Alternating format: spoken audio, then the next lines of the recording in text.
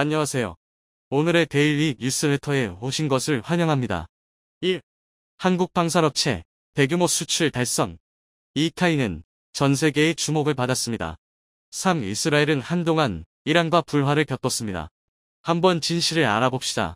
작년에 대규모 수출을 달성한 한국 방산업체들의 수주 잔고가 올해 실적에 본격적으로 반영되면서 한박 웃음을 짓고 있습니다. 하나에어로스페이스, 카이, 현대로템, LIG 넥스원 등 방산업체들의 이익률이 가파른 성장세를 기록한 건데, 특히나 이들은 올해 남은 기간에도 높은 수익을 낼 것으로 보여 분위기를 한껏 끌어올리고 있는데요. 여러 방산업체들 중에 수주 잔고가 가장 많은 한국항공우주산업 카이는 쫄란드로의 FA50 공급이 본격적으로 이뤄지는 하반기부터 실적이 급성장할 것으로 기대되고 있는 상황입니다. 이렇듯 실제로 카이에서 자주 언급했던 FA50 비롯해 국산 항공기 1000대를 수출하겠다는 목표가 현실로 성금 다가오고 있는 중이다. 그런데 최근 FA50에 적용 가능한 국산 이사 레이더가 나오면서 엄청난 화제가 됐는데, 여기에다 추가로 국산 공대공 미사일 개발 정황도 나오면서 모두를 경악하게 만들었는데요. 이렇게 되면 한국 전투기들의 수출이 대폭발한 것으로 보이는데, 이번에 한국이 공개한 비장의 무기가 어떤 건지 자세히 알아보겠습니다. 국산 초음속 전투기 KF-260I 위풍당당하게 대한민국 영공을 날아오르기까지 그간 얼마나 수많은 과정을 거쳤는지 KF-21 비행 스토리 영상을 통해 방금 확인하셨는데요. 이렇게 순조롭다 못해 조기 양산을 결정할 정도로 빠르게 진행되고 있는 KF-21 사업은 전투기를 처음 만든 나라라고 믿기지 않을 정도로 전투기 생산 능력이 세계 최고 수준에 이릅니다. 그러니 폴란드가 KF-21 사업 참여에 적극적으로 구애를 할 수밖에 없는 상황입니다. 실제로 최근 폴란드는 인도네시아가 연체하고 있는 8천억 원에 달하는 KF-21 개발 분담금을 대신 내겠다며 KF-21 개발에 참여하고 싶다고 공식적으로 우리에게 요청해 왔습니다. 그런데 앞서 KF-21은 국내에서 최초로 개발한 국산 이사 레이더를 달고서도 첫 시험 비행에 성공했었는데요.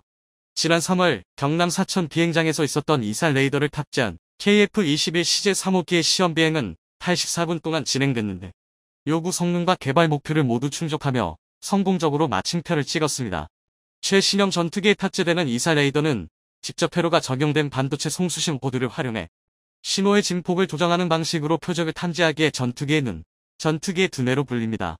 당초 한국은 미국으로부터 F-35A를 도입하면서 절충교역으로 이사 레이더 기술을 이전받으려 했지만 미국의 거부로 무산됐고, 이로 인해 한국형 전투기 사업 자체가 차질을 빚을 거란 비관적 전망까지 나왔는데요.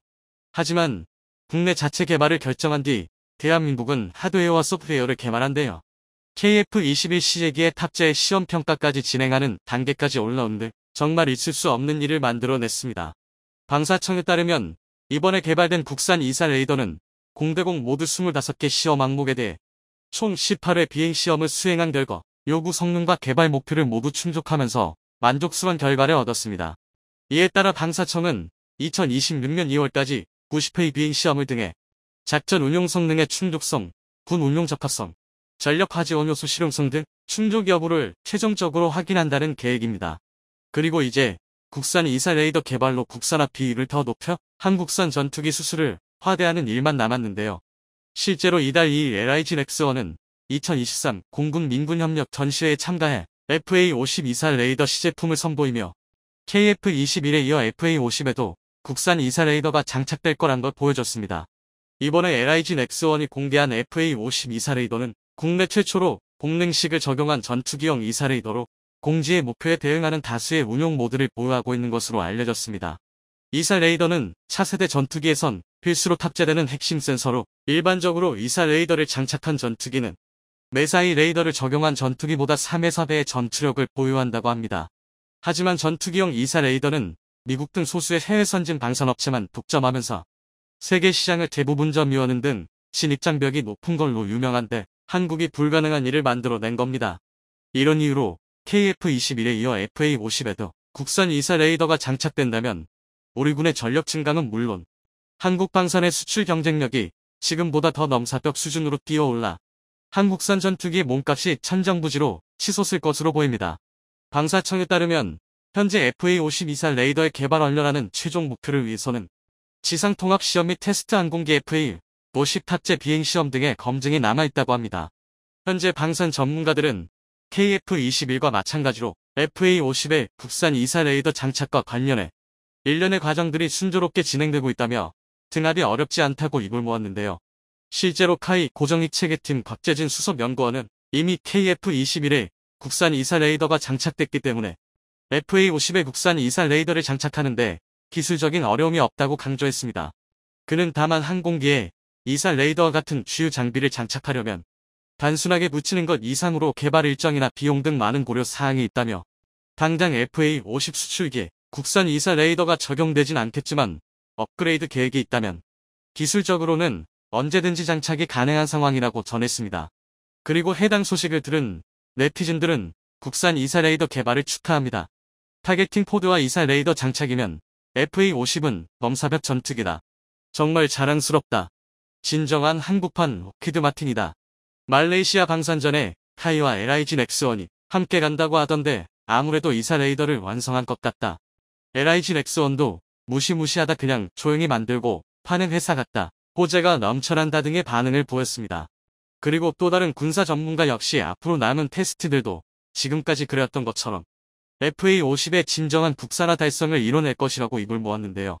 F-16을 비롯해 기존의 4세대 전투기들이 이사 레이더로 바꾸고 업그레이드하거나 사업을 추진하고 있는 만큼 F-16 축소판이라고 할 수 있는 FA-50 또한 기계식 레이더에서 이사 레이더를 탑재하는 게 순리라는 겁니다.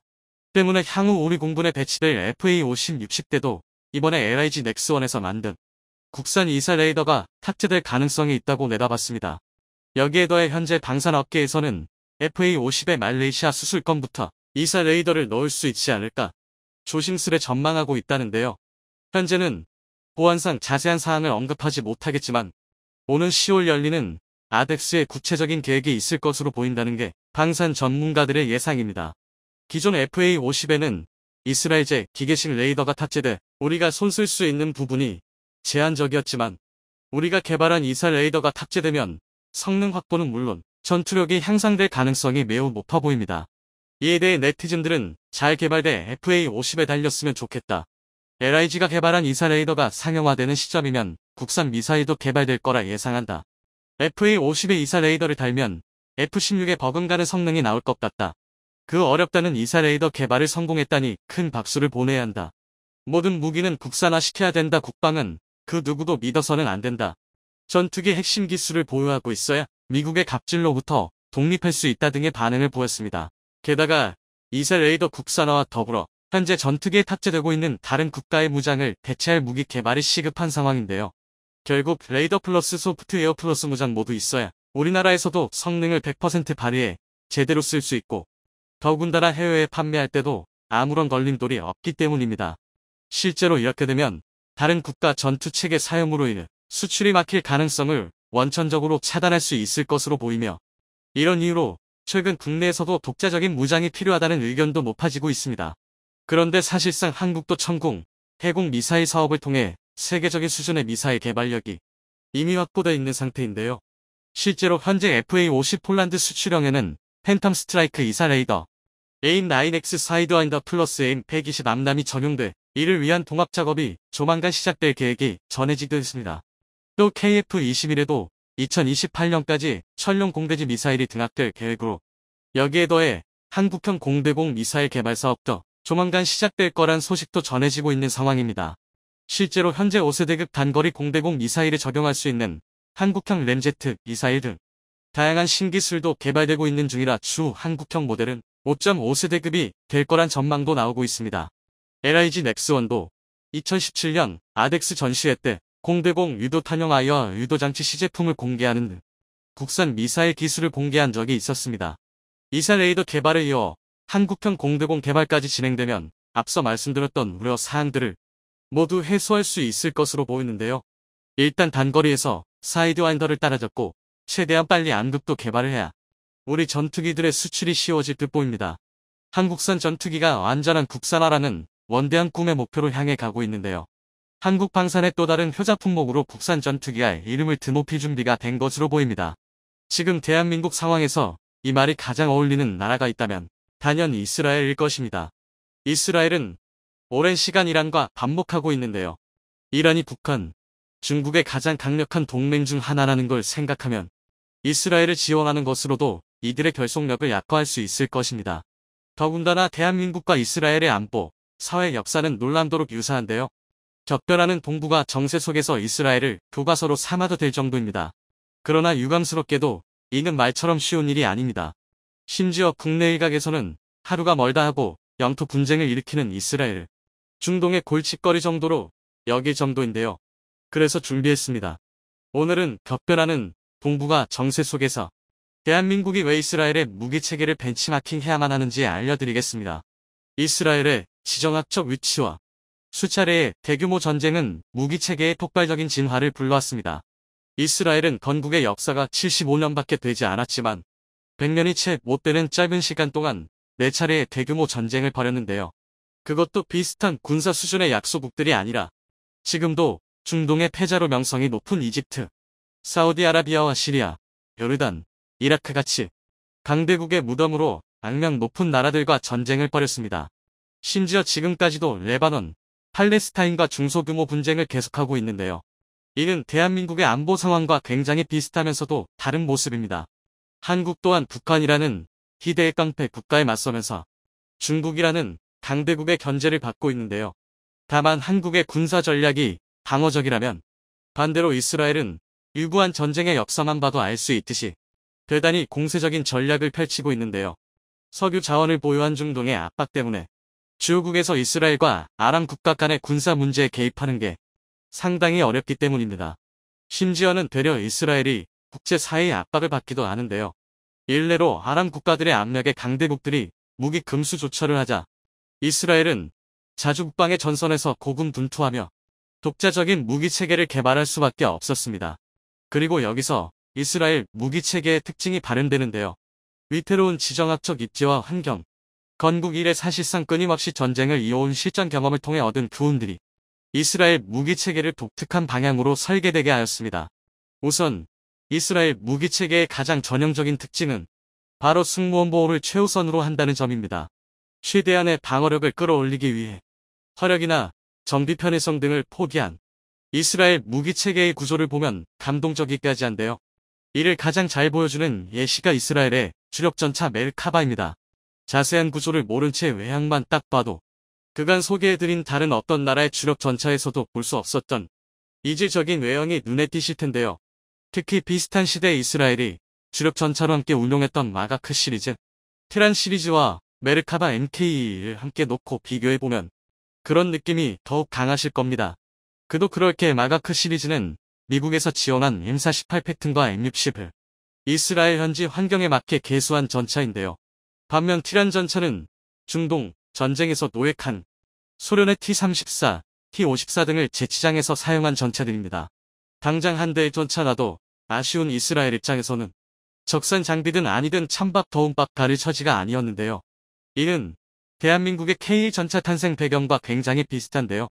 그리고 현재 이스라엘군이 주력으로 사용하고 있는 메르카바 MK24 또한 K2흡표와 비슷한 위치입니다. 이스라엘이 보유한 전차 기술력의 정점이라고 할 수 있죠. 우선 무장을 살펴보면 일반적인 전차처럼 서방규격 전차와 마찬가지로 MG253IMI 120mm 활강포를 주포로 탑재하고 있는데요. 특이한 점은 메르카바 MK1부터 포발사 대전차 미사일인 라트를 발사할 수 있다는 것입니다. 간단히 말해 이스라엘산 미니 헬파이어라고 할 수 있는 라하트는 레이저 유도 시스템을 이용해 적 전차의 상부를 효과적으로 타격할 수 있는데요. 게다가 유효 사거리는 8km에 달합니다. 일반적으로 120mm 주포를 탑재한 전차가 3에서 3.5km의 유효 사거리를 갖는다는 걸 감안하면 상당히 먼 거리를 공격할 수 있는 건데요. 더군다나 최대 800mm까지 관통이 가능한 미사일이 레이저 유도를 통해 적 전차의 상부를 타격할 수 있기 때문에 대단히 효과적인 공격이 가능합니다. 또 재미있는 것은 부무장으로 60mm 박격포가 탑재되어 있다는 것입니다. 그것도 전차 내부에 탑재되어 있어 저격수로부터 박격포병을 보호할 수 있는데요. 심지어 탄도 계산 컴퓨터에 의해 자동으로 제어되기까지 합니다. 적군의 입장에서는 전차에서 포탄도 쏘고 대전차 미사일도 날리고 박격포까지 발사하는 어이없는 상황을 마주해야 하는데요. 전차 하나로도 다양한 전장 환경에 대응하기 위한 이스라엘의 노림수였다고 볼 수 있습니다. 상당히 신박한 설계인데요. 그런데 메르카바의 진짜 장점은 여기서 끝이 아닙니다. 앞서도 말했다시피 메르카바는 화력보다 방어력에 더욱 집중한 전차입니다. 단적인 예로 메르카바의 파워팩은 상당히 특이하게도 전차 전면부에 탑재되어 있는데요. 이는 엔진이 차체 앞에 설치됨에 따라 전면부 피격 시 서스펜션과 엔진이 모두 승무원 보호를 위한 방어체계로서 기능하기 위함입니다. 또한 이 덕에 장갑차처럼 차량 후미에 별도의 출입문이 설치되어 유사시 승무원 탈출이 용이하게 설계했는데요. 예비 폭탄 탑재량을 절반 정도로 줄이면 최대 6명의 병력을 추가로 수송할 수도 있습니다. 의도치 않게 전차로서 장갑차의 역할까지 함께 할 수 있는 셈인데요. 이뿐만이 아닙니다. 메르카바는 V자형 하부 장갑을 채택했습니다. 이런 형식은 한국의 레드백에서도 찾아볼 수 있는 하부 장갑인데요. 지뢰 폭발 시 폭발 압력을 분산시켜서 승무원에 대한 충격을 감쇄시키는 원리입니다. 이처럼 메르카바는 그 강력한 방어력과 뛰어난 승무원 보호 능력을 중점으로 두고 꾸준히 발전을 거듭해 왔는데요. 이스라엘에게 전차는 지상전의 승패를 결정짓는 가장 중요한 무기체계입니다. 제2차 중동전쟁 당시 주변의 아랍 국가들에 비해 수적으로 불리한 이스라엘은 아랍 국가들보다 우수한 성능의 전차를 확보하는 것이 중요하다는 사실을 깨달았습니다. 하지만 처음부터 국산 전차를 개발할 생각이었던 건 아닌데요. 본래 이스라엘은 영국의 최신형 전차 치프틴 개발 과정에 참여하고자 했습니다. 그러나 제3차 중동전쟁 이후 영국이 아랍 국가들의 압력에 의해 이스라엘과의 치프틴 전차 개발 계획을 취소해버리자 이스라엘은 독자적으로 전차를 개발해야만 했는데요. 이 와중에 제4차 중동전쟁이 발발하면서 이스라엘군은 이집트군의 대전차 미사일과 로켓포 공격에 전차 110대 중 85대를 고작 3분 만에 날려먹는 참패를 겪게 되었습니다. 이런 교훈이 있었기에 메르카바의 방어력에 그토록 집착하게 된 것입니다. 그리고 이런 설계 사상은 메르카바 MK24까지 고스란히 이어졌습니다. 우주선을 떠올리게 하는 넓고 납작한 폭탑은 극단적인 경사 장감을 추가하기 위함인데요. 경사 각도에 따라 실질적인 장갑의 넓이를 확장해서 동일 두께의 장갑 대비 높은 방어력을 의도한 것입니다. 또한 포탑 주변에는 외장식의 모듈 장갑 방식을 적용했는데요. 이를 통해 적화기에 장갑이 손상되더라도 피탄된 부분만 단시간 내에 교체할 수 있도록 한 것입니다. 결정적으로 메르카바 MK4는 전차 미사일과 로켓포에 대응하기 위하여 국산 트로피 체계를 장착했는데요. 이는 4개의 레이더 안테나로 360도를 감시하면서 접근하는 대전차 미사일을 완전 자동 요격시키는 능동방어 체계로서 이를 통해 전차 방어 능력에 방점을 찍었습니다. 물론 그렇다고 메르카바가 완벽한 전차라는 것은 아닙니다. 하지만 이런 방어력에 대한 집착은 대한민국이 반드시 우리의 것으로 만들어야 할 기술인데요. 한국이 보유하고 있는 비밀병기가 우크라이나에 보내졌다는 소식에 푸틴이 거세게 항의하고 나섰다고 합니다. 우크라이나의 반격에 당황한 푸틴은 이런 소식까지 들려오자 서둘러 동원령을 선포했다고 합니다. 푸틴은 연설을 통해 전쟁에서 승리하기 위해 모든 인적, 물적 자원을 동원하겠다고 밝혔는데요. 연설 직후 징병통지서가 발송되고 길거리에 지나다니는 청년을 끌고 가 강제 징집하는 모습들이 포착되고 있습니다. 러시아 국방부는 이번 동원령으로 최소 30만 명에 달하는 병력을 증원할 것이라고 발표했는데요. 공산권 국가들의 주특기인 인해 전술이 시작될 것이란 소식에 우크라이나군의 긴장감도 고조되고 있습니다. 이번 반격으로 러시아군을 후퇴시켰지만 수세에서 공세로 전환한 우크라이나군의 피해도 만만치 않았기 때문이죠. 러시아의 동원령 소식에 우크라이나에서는 미국에 다급히 무기 지원 요청을 보내왔는데 목록에 포함되어 있는 한 무기 때문에 미 의회에서 제동을 걸었다고 합니다. 그런데 우크라이나에서 원하는 이 무기가 다름 아닌 대한민국의 무기고에 있다고 밝혀져 화제가 되고 있는데요. 우크라이나에서 제발 지원 좀 해달라고 비는 무기의 보유량이 한국이 세계 2위라고 알려져 러시아와 마찬가지로 인해 전술이 특기인 중공군 역시 화들짝 놀라고 있다고 합니다. 공산주의자들이 두려워하고 심지어는 국제조약으로 금지되기까지 한 비밀병기에 대해 자세히 알아보도록 하겠습니다. 지난 8월 9일경 우크라이나군이 크림반도에 위치한 노도페도리오카 공항을 미사일로 공격해 러시아의 항공 전력에 심각한 타격을 입히는 데 성공했었는데요. 안전할 것이라고 생각했던 러시아 본토가 미사일 공격을 받아 러시아군의 사기에 심각한 타격을 준 매우 효과적인 공격이었습니다. 그런데 이 공격에 사용된 미사일이 미국에서 지원받은 집촉탄 미사일이라는 의혹이 제기되었습니다. 공군 기지는 본래 항공 전력이 분산 배치되어 있기 때문에 한 번의 공격으로 유의미한 타격을 입히기가 어려운데요. 이번 공격에서 미사일 단 한 발로 러시아 흑해 함대 공군 전력의 절반이 날아갔고, 이 정도의 위력을 보여줄 수 있는 무기는 집속탄을 사용하는 어택제 미사일뿐이라는 것이죠. 미국은 공식적으로 어택제를 지원한 적 없다고 부정했지만 여전히 의심의 눈길을 받고 있습니다. 어택제가 어떤 무기길래 미국에서 이토록 부인하고 있는가요? 러시아의 동원령이 선포되고 우크라이나의 다급한 지원 요청이 이어지고 있는데, 우크라이나에서 가장 간절하게 요구하는 무기가 바로 이 집속탄 미사일입니다. 어택제는 M270 MLRS와 하이마스에서 발사가 가능한 집속탄 미사일로 단 한 발만으로 전세를 뒤바꿀 수 있는 위력을 가지고 있습니다. 하지만 미국에서는 집속탄을 지원하게 된다면 러시아를 자극해 핵을 사용할 수도 있다는 우려로 인하 지원 목록에 포함시키지 않고 있는데요. 집속탄은 한 발의 탄두에 수백 발의 자엑스가 들어있는 포백스를 말합니다. 단 한 발로 축구장 여러 개에 달하는 광범위한 영역을 초토화시킬 수 있어 미군에서 애용해왔지만 불발된 자탄으로 인한 민간인 피해가 상당해 현재 국제조약으로 사용과 제조, 보유가 금지된 상태입니다. 하지만 그 전략적 가치를 부정할 수는 없어 전쟁에 직면한 국가들에서는 집속탄을 사용하고 있고, 미국 역시 집속탄을 대량으로 보유하고 운용하고 있는데요. 그중 가장 강력하다는 평가를 받는 집속탄이 바로 어택제 미사일입니다. 그런데 이 집속탄 미사일이 다름 아닌 한국에 대량으로 배치되어 있다고 하는데요.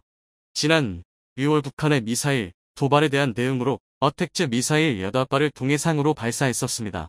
북한에서 가장 두려워하는 무기체계 중 하나가 바로 어택제와 같은 집속탄 무기들입니다. 시뮬레이션을 통해 집속탄의 위력을 확인해 보겠습니다. 집속탄 QB500을 장착한 KF-21 투하 북한 장갑차 부대 쏟아지는 강철의 비. 이처럼 집속탄 단 한 발로 북한군의 기갑부대를 전멸시키는 게 가능한 무시무시한 위력을 보여줍니다. 현재 한국군과 주한미군을 합쳐서 500여 발이 넘는 어택제 미사일을 보유하고 있고, 집속탄 탄두를 탑재하고 훨씬 긴 사정거리를 가진 현무의 탄도미사일도 600발이 넘게 보유하고 있습니다. 사실 한국은 미국에 이어 세계 2위 집속탄 보유 국가인데요. 현재 국제조약으로 집속탄의 생산과 보유가 금지되어 있지만 대한민국은 북한에 막대한 보병전력, 그리고 북한군과 함께 밀고 내려올 중공군을 막기 위해 집속탄을 포기하지 못하고 있습니다. 거기에 우리나라뿐만 아니라 러시아의 위협에 직면해 있는 폴란드, 우크라이나와 같은 국가들 역시 조약에 가입하지 않고 있습니다. 애초에 집속탄 금지 조약 자체가 문제가 있다는 의견도 제기되고 있습니다. 집속탄이 금지된 건 집속탄의 탄두 하나에 수십 발이나 되는 불발탄이 발생해 막대한 민간인 피해가 발생했기 때문이었습니다.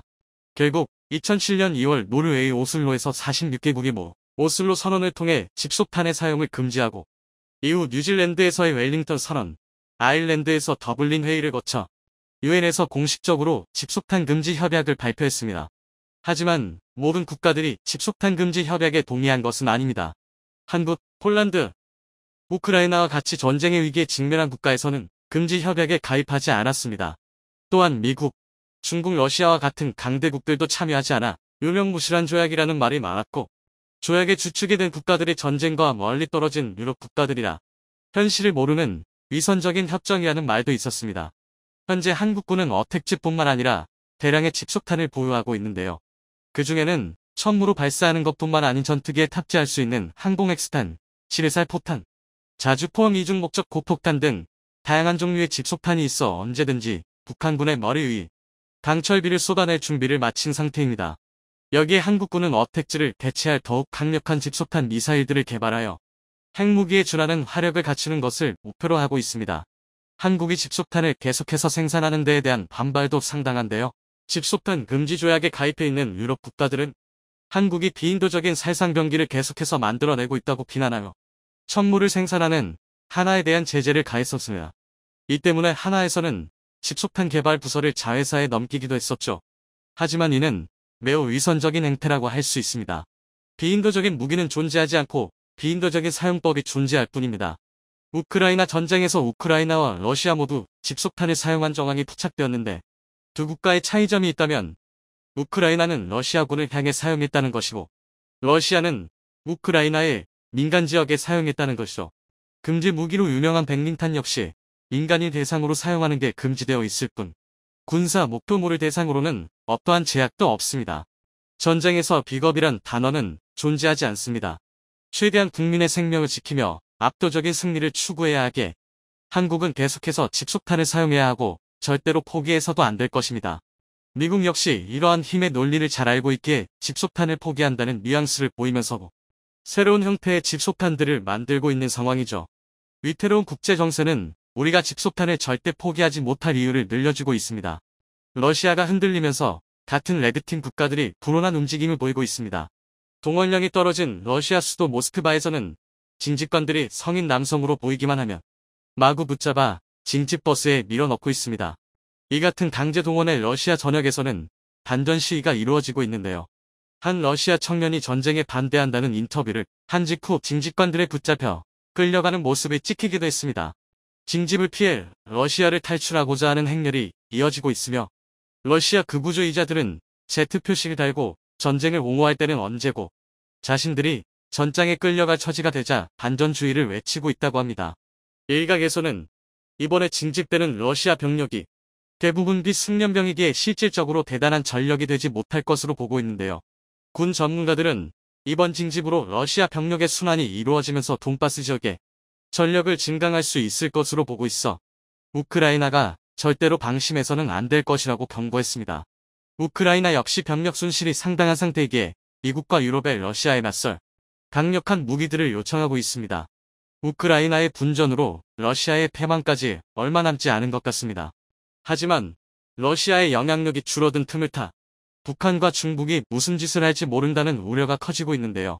러시아 전력이 약화되면서 주변국에서 민주화에 대한 목소리가 높아지자 시진핑은 카자흐스탄과 우즈베키스탄을 방문해 연명은 꿈도 꾸지 말라고 강력하게 경고했습니다.